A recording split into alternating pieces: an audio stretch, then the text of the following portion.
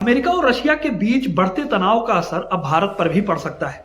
America ने हाल ही में रूस के ऑयल ट्रेड पर नए सैंक्शंस लगाए हैं। इनकी वजह से 183 ऑयल टैंकर्स की आवाजाही पर असर पड़ेगा। ये टैंकर्स भारत और चीन जैसे देशों को रशियन तेल की सप्लाई करते थे। अमेरिका ने जिन कंपनियों पर सैंक्शंस लगाए हैं, उनमें गैज़प्रोम नेफ्ट जैसी बड़ी ऑयल कंपनियां शामिल हैं। रूस की ऑयल इंडस्ट्री पहले से ही यूएस सैंक्शंस की वजह से अफेक्टेड है और अब इन नए सैंक्शंस का असर भारत पर भी देखा जा सकता है। फरवरी 2022 में रूस ने जब यूक्रेन पर हमला किया था, तब से लेकर अभी तक रशिया पर ग्लोबल लेवल पर कई सैंक्शंस लगाए जा चुके हैं। अब इन सैंक्शंस के जरिए रशिया के ऑयल शिपमेंट को निशाना बनाया गया है। अब ये नए सैंक्शंस जो हैं, ये भारत को भी प्रभावित कर सकते हैं, क्योंकि भारत रशिया से क्रूड ऑयल सबसे ज्यादा मात्रा में इंपोर्ट करता है। अगर रशिया से क्रूड ऑयल की सप्लाई अफेक्ट होती है, तो इसका सीधा असर भारत में पेट्रोल और डीजल की कीमतों पर पड़ सकता है। इससे महंगाई बढ़ सकती है, जो आम जनता के लिए मुश्किलें खड़ी कर सकती है।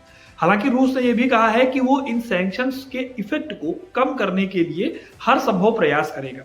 रशिया का कहना है कि US sanctions global oil market में इंस्टेबिलिटी पैदा कर सकते हैं और वो इसे कंट्रोल करने की कोशिश करेंगे।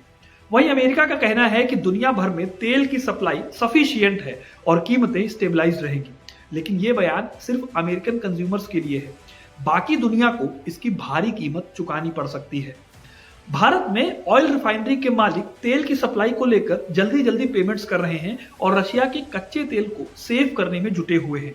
अब भारत के बैंक्स भी रूबल में पेमेंट्स करने लगे हैं, ना कि यूएस डॉलर में, ताकि रशिया से तेल का सही प्राइस पर मिलना इंश्योर हो सके। ये कदम अमेरिका के सैंक्शन से पहले भारत की सप्लाई को लॉक करने के लिए उठाए जा रहे हैं। भारत रूस के खिलाफ यूएस सैंक्शंस का हिस्सा नहीं है और वो इन सैंक्शंस से बचने के लिए कोशिश भी करता है। लेकिन सच्चाई यह है कि यूएस सैंक्शंस की वजह से तेल की सप्लाई घट सकती है और इससे कीमतें और भी बढ़ सकती है। भारत को फरवरी तक रूस से कम तेल मिल सकता है और ये सिचुएशन चिंताजनक है। रूस भारत का मेजर ऑयल सप्लायर है और अब उसकी सप्लाई में कमी आ रही है, तो भारत को सऊदी अरब और इराक जैसे देशों से तेल खरीदने की जरूरत पड़ेगी। और रिपोर्ट्स के मुताबिक भारत अब इन देशों से प्राइस नेगोशिएशन कर रहा है। आपको बता दूं कि भारत दुनिया का तीसरा सबसे बड़ा ऑयल कंज्यूमर है और अपनी 85% जरूरतों को इंपोर्ट से पूरा करता है। यूक्रेन युद्ध से पहले रशिया भारत के लिए ऑयल का मामूली सप्लायर था, लेकिन अब रशिया भारत का सबसे बड़ा ऑयल सप्लायर बन चुका है। रशिया ने वेस्टर्न कंट्रीज द्वारा ऑयल से परहेज करने के बाद भारत को बड़ी छूट देनी शुरू की थी, जिससे भारत को सस्ते दामों पर ऑयल मिल रहा है। 2024 में भारत के टोटल ऑयल इंपोर्ट्स में रशिया का हिस्सा लगभग 38% था। कमोडिटी फ्राइट एनालिटिक्स फर्म के आंकड़ों के मुताबिक जिन 183 टैंकर्स पर बैन लगाया गया है, उनमें से 102 ने 2024 में कम से कम एक बार भारत या चीन को रूसी ऑयल भेजा है। पिछले साल इन टैंकर्स ने कुल मिलाकर 530 मिलियन बैरल से अधिक रूसी ऑयल को एक्सपोर्ट किया था। इसमें से आधे से ज्यादा चाइना को और बाकी भारत को भेजा गया। जानकारी के लिए बताऊं तो भारत को किसी भी तरह की सप्लाई में रुकावट नहीं चाहिए, क्योंकि इन्फ्लेशन पहले से ही काबू से बाहर है। अगर तेल की कीमतें और बढ़ी तो महंगाई को कंट्रोल करना और मुश्किल हो जाएगा। भारत की रिजर्व बैंक महंगाई को 4% से नीचे लाना चाहती है, लेकिन अभी भी ये 5% से ऊपर है।